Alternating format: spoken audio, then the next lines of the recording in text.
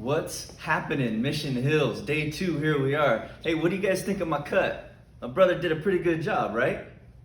I don't know if it's totally up to a barber's fade standards, but he saved me $15. That's always good. Today marks your first opportunity to improve your grade if you want to. Down below is a link, cooking a meal. The directions on how to submit your assignment and get points will all be posted in our Google Classrooms under the tab at the top that says class work. You could find the details there.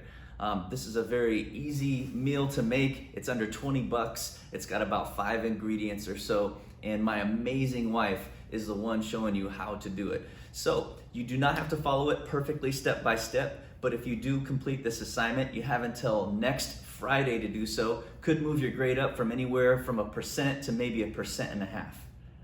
Have fun. Hey, want some extra credit or a few bonus points when you submit your assignment in?